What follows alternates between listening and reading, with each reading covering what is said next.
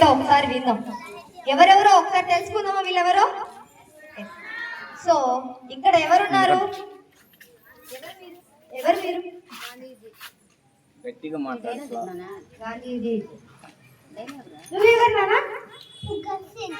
భగత్ సింగ్. అబ్బో very good. మీరు madam?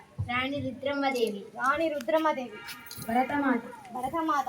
రాణి లక్ష్మీబాయి. రాణి Lakshmibai. So వాళ్ళేంటో వాళ్ళ మాటల్లోనే ఒకసారి విన్నాం. మైక్ తీసుకో. సత్యం, అహింస నా ధర్మం. నేను గాంధీజీని. సో మహాత్మా గాంధీ గారు సత్యం, అహింస నా ధర్మం అని చెప్తున్నారు. ఆ అహింస అనే ఒక చిన్న కాన్సెప్ట్ తోనే మనకు స్వాతంత్రాన్ని తీసుకొని వచ్చిన గొప్ప మహానుభావుడు మన మహాత్మా గాంధీ గారు, మన జాతి పిత. ఎవరు నువ్వు?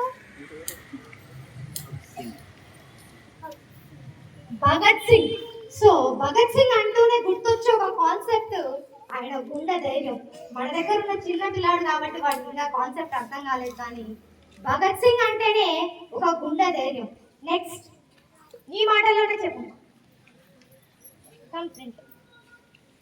నేనే రాణి రుద్రమ్మదేవిని. ప్రజల పాలిట కల్పవృక్షంగా మారతానని, శత్రుల పాలిట వీరమాతగా మారతానని మాట ఇస్తున్నాను. నా తండ్రి గణపతి దేవుడు, నా తల్లి సోమంబ, నా అసలు పేరు రుద్రాంబ. మా తండ్రికి పుత్ర సంతానం లేనందువల్ల నన్ను ఎంతో అల్లారుముద్దుగా పెంచాడు. మరియు నాకు రుద్రమ్మ దేవుడు అనే పేరు కూడా పెట్టాడు. నేను కాకతీయ రాజానికి మహారాణిని. కాకతీయ రాజాన్ని పరిపాలించిన మరియు పోరాడిన వారిలో నేను కూడా ఒక దానిని.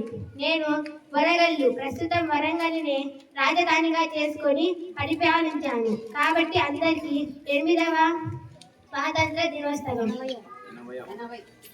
ఓకే రాణి రుద్రమాదేవి గారు. సో ఆమె మాటలోనే మనం విన్నాం. ఒకనొకప్పుడు రాజుకు ఒకవేళ పుత్ర సంతానం లేకపోతే ఆ రాజ్యాలన్నీ కూడా బ్రిటిష్ సామ్రాజ్యంలో కలుసుకునేవాళ్ళు.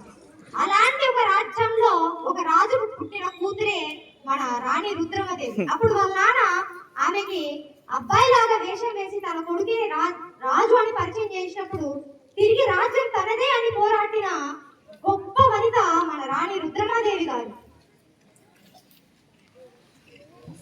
నేనే భరతమాత.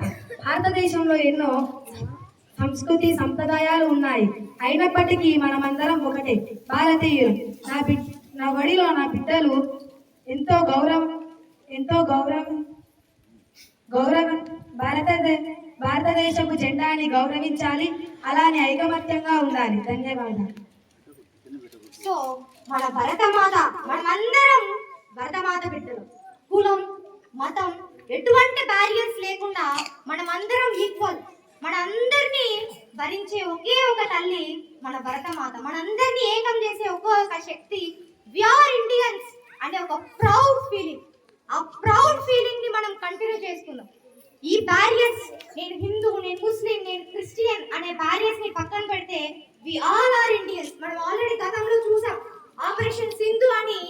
మన వైపుకు ఎవరైతే ఎదురుగా వచ్చారో వాళ్ళని తిరిగి పోరాడిన, ఒక్కటిగా కలిసి పోరాడిన గొప్ప దేశం మన భారతదేశం. ఇతర దేశాలలో ఒక చిన్న గ్యాదరింగ్ ఏదైనా చేయాలంటే వాళ్ళ ముందే ఫంక్షన్ అన్ని అరేంజ్మెంట్స్ చేసుకోవాలి. కానీ మనం ఇక్కడ ఒక తిరునాళ్ళలో, ఒక జాతరో, ఒక గుడి దగ్గర కోట్లాది మంది ఒకటేసారి వెళ్తారు. కానీ అందరూ ఒక డిసిప్లైన్ ని ఫాలో అవుతారు.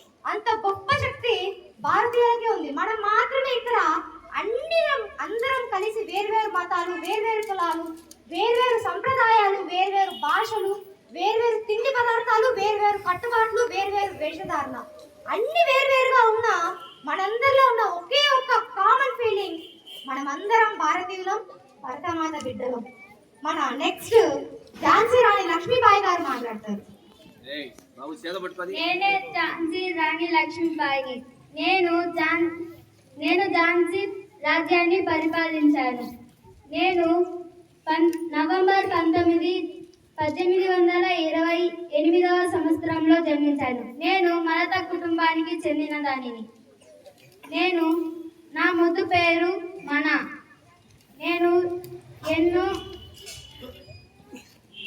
కత్తి సాము, వేటాడడం మరియు గుర్రపు స్వారీ ఇంకెన్నో నేర్చుకున్నాను. నేను ఝాన్సీ రాజ్యాన్ని పరిపాలించాను. ధన్యవాదాలు. సో మన ఝాన్సీ రాణి లక్ష్మీబాయి గారు ఒకప్పట్లో ఆడవాళ్ళు అంటే ఒంటింటి కుందేలు అనుకునే రోజు